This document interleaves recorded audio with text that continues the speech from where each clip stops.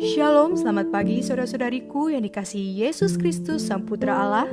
Kita bertemu lagi dalam Renungan Pagi yang dibawakan oleh Pendeta Drison Ginting dengan tema khas Bersama Allah di Waktu Fajar.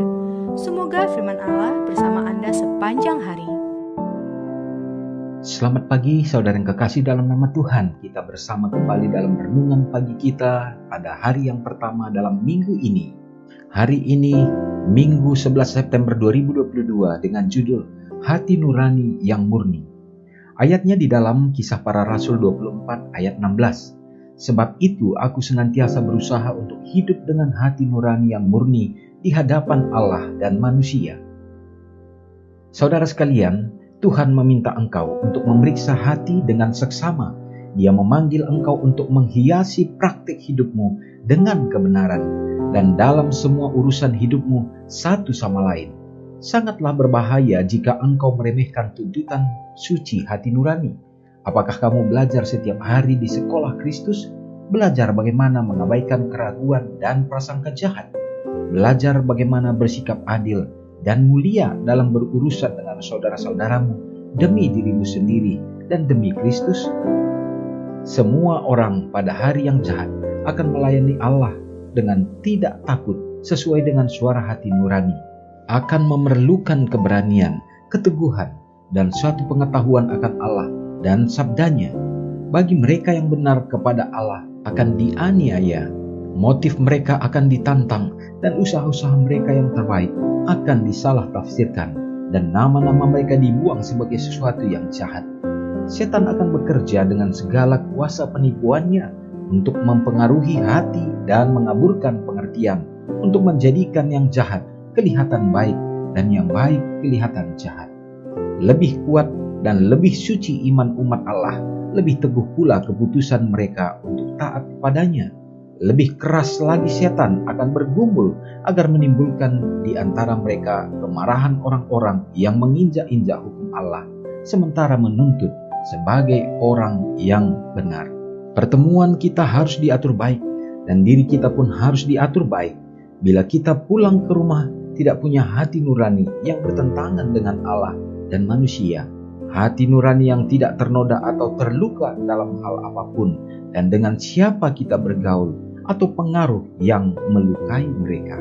Saudara yang kekasih dalam nama Yesus, sesungguhnya Allah mengaruniakan di dalam setiap manusia yang disebut dengan hati nurani yang murni.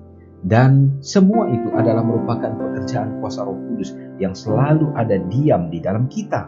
Tetapi oleh karena pengaruh dosa, maka setan mencoba dan selalu berusaha untuk membuat pikiran kita untuk jauh daripada pikiran-pikiran Tuhan, sehingga menimbulkan hasil daripada angan-angan hati kita, segalanya adalah merupakan kejahatan dan dosa di hadapan Tuhan. Oleh karenanya Tuhan memanggil kita kembali supaya dapat menghiasi hati kita dengan perasaan dan hati nurani yang murni, yaitu dengan praktek kehidupan yang benar.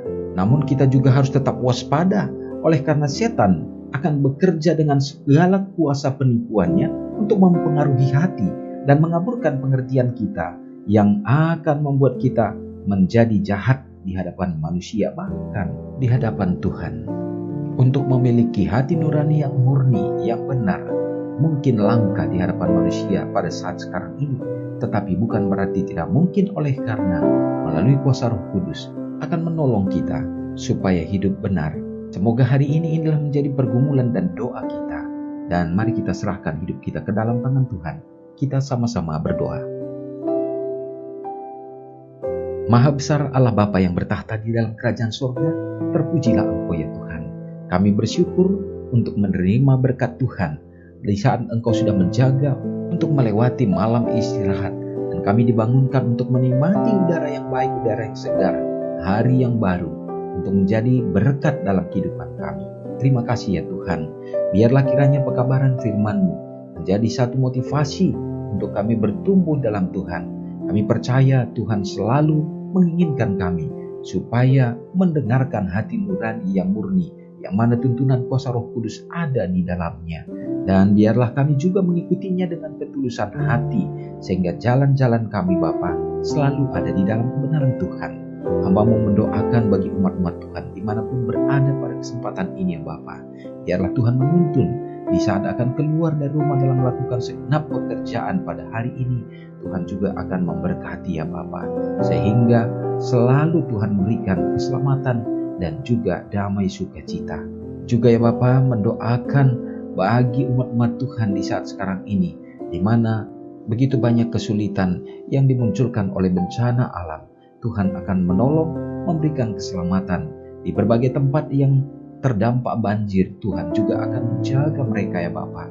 Namun di sisi yang lain ya Tuhan, berbagai tempat juga membutuhkan akan adanya hujan. Biarlah Tuhan akan menolong sehingga usaha untuk mengelola tanah menjadi saluran berkat Engkau akan jadikan berhasil ya Tuhan. Terima kasih ya Bapa, oleh karena berkat-Mu juga menjadi bahagian orang-orang tua yang kami kasihi dalam kehidupan mereka. Tuhan akan berikan kedamaian, sukacita, kesehatan senantiasa, dan biarlah iman mereka diteguhkan. Hamba-Mu terkhusus berdoa juga pada saat ini bagi umat-umat Tuhan yang merasakan sukacita dalam ulang tahun mereka. Tuhan hadirkanlah kiranya panjang umur, kesehatan, dan dengan kedamaian yang datang dari surga untuk mereka teguh dalam menantikan kedatangan Tuhan. Terpujilah Engkau Bapa, mengampuni dosa kami Tuhan. Karena doa ini hamba-Mu serahkan hanya di dalam nama Yesus yang sudah menjadi juru selamat kami. Amin. Shalom saudaraku, selamat beraktivitas. Tuhan Yesus memberkati. Ingatlah Matius 5 ayat 13-16. Biarlah kamu menjadi garam yang mengasinkan dan terang yang menyinari kehidupan orang lain. Jangan lupa subscribe, like, dan share ke seluruh dunia.